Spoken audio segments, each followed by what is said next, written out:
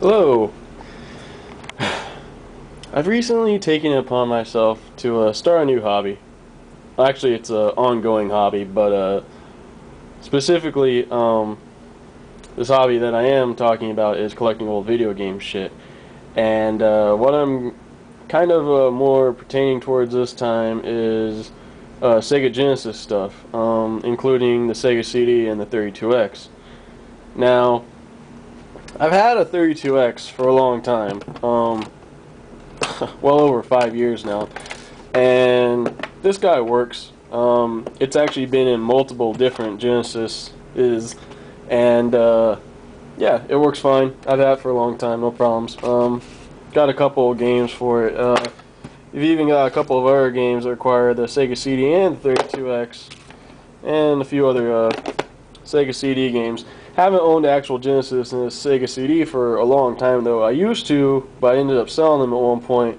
Anyways, doesn't matter. I didn't have it for a long time, and I recently wanted to reacquire those things. So I get on eBay and well, find someone selling them, and I buy them. And I found this one dude selling it for pretty cheap, $50, which is about as cheap as you find them nowadays. And he mailed these things off to me, and it was supposed to be the Genesis, the CD, and 2 controllers and all the hookups and that shit. So I get it today in this box, right? Which, as you can see, isn't a real huge box. But I do remember about how big the Genesis and the CD were combined, and they were about as big as this box, which worried me a little bit when I got this thing, because I was like, before I even opened it, I kind of assumed that everything was crammed in here, possibly. That there may not be much, you know, like peanuts or newspaper, any kind of packing material on the inside to, you know, protect it while it's shipping if it gets bumped around, you know, to absorb shocks and blows and the occasional UPS guy kicking shit around when he's pissed off. So yeah, so I get it, and unfortunately I was absolutely right about what I figured. And as you can see, there I mean, the guy that sent this to me, like, quite literally found the smallest box he could to fit this shit in. Like, I mean, at first I didn't really give a shit because I just wanted to get out and play it. So I did. I took everything out and hooked it up to my TV and all that jazz. Hooked all the cables up the right way, and it didn't work. I initially took the 32X because I don't actually have any just normal Genesis games. I took the 32X, put it in,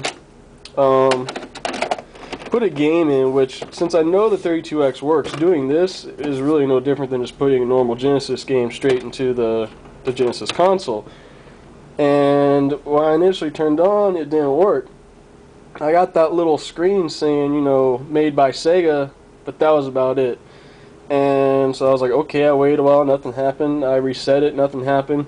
I had to turn it off and on about 10 times and kind of wiggle everything around before it finally worked. And then when it did work, the damn thing only ran for about a minute before it froze up. So I was like, what the fuck? I was thinking maybe my 32X is bad, maybe this game is bad, I don't know. So I took Mortal Kombat there, stuck that in there, same damn thing. Only lasted for about a minute or two before it froze up. So I was like, okay, maybe it's the 32X, I don't know. So I took the 32X out, and tried to fire the thing up with just the Sega CD. So I take Sonic CD here, stick it in there, and turn it on, and get absolutely nothing. And I do this numerous times, get nothing. I do know how this thing's supposed to work because I used to own one, and just like any other CD-based console nowadays, even if there's no CD in there, when you power the thing up, you should at least get a screen basically saying no CD, you know, it's waiting for you to put a game in there. In the meantime, it just sits at some little screen, you know, just doing nothing, running a screensaver type thing or something like that. Well, this thing's supposed to do the same shit, and it wasn't. So I disconnect the Sega CD, run it just standalone on the Genesis, put the 32X back in there, still same problems. I managed to contact a friend and get a normal Genesis cartridge, put it in there, same problems. So it's not the 32X. That thing works fine. Sega CD is completely fucking dead. This thing only works about 80% of the time. So when I buy this thing, or when I bought it off of eBay, the guy I bought it from on the eBay post claimed that he had tested it and it works. The both components work, and they don't. I don't know if the fucker actually sent this shit broke right off the get-go, or because of his, you know, immaculate fucking packing job he did here, that you know, it wouldn't it wouldn't faze me, whatever. It wouldn't surprise me if this shit got fucked up in the shipping process, and if that's the case, that ain't my fault. So I'm sending this shit back, and so now I get to deal with mailing this back to him, trying to get my money back. I'm sure it's gonna be a fucking drawn out, fucking painstaking process. Not really looking forward to it, but yeah. More than anything, I'm just in awe that someone actually sent this stuff packaged like this. I mean, the box is fine, sure, but I mean, this fucking equipment is like over 15 years old as is, and I mean, there is just, I mean, look how much I'm having to shake my fucking table here, knocking games off and shit.